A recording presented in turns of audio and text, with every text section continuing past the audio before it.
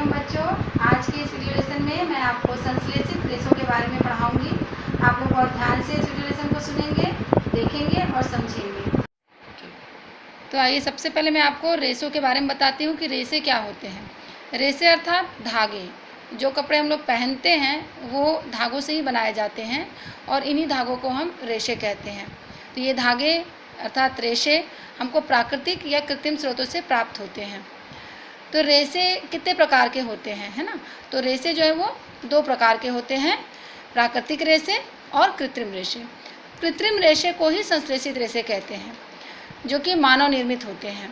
प्राकृतिक रेशे, सबसे पहले हम प्राकृतिक रेशों को देखते हैं। प्राकृतिक रेशे क्या हैं?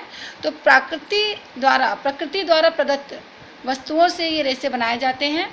जैसे हम लोग बोरा है, जूट है ना, जो पौधों से प्राप्त होते हैं। प्राकृतिक रेशे भी पौधों द्वारा और जंतुओं द्वारा। पौधों द्वारा प्राप्त जो प्राकृतिक रेशे हैं, जैसे बोरा हो गया, जूट हो गया, कपास हो गया, ये सभी हमको पेड़ पौधों से प्राप्त होते हैं। जंतुओं द्वारा प्राप्त रेशे में जैसे हमको ऊन है, ऊन हमको किससे प्राप्त होता है? भेड़ से प्राप्त होता है। तो ये जंतुओं द्वारा प्राप्त रेशे में आता है।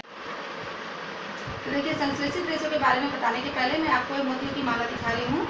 इन मोतियों की माला में आप देख रहे हैं कि सभी मोती आपस में जुड़ करके माला का रूप धारण कर लेते हैं। अर्थात कहने का तात्पर्य है कि छोटी छोटी इकाइयाँ मिलकर के एक बड़ी इकाई का निर्माण करते हैं। तो एक अगर हम मोती को अलग निकालें तो हम उसको एकलक बोलेंगे, और सारे मोतियों को यदि हम एक साथ माला के रूप में देखें तो हम उसको बहुलक बोलते हैं। तो संश्लेषित रेशे में भी इसी प्रकार से छोटी छोटी इकाइयाँ मिलकर के बहुलक का निर्माण करते हैं। कुछ बहुलक प्राकृतिक होते हैं, कुछ बहुलक कृत्रिम होते हैं। तो प्राकृतिक बहुलक में हम कपास को कह सकते हैं, जो कि सेलुलोज से बनता है।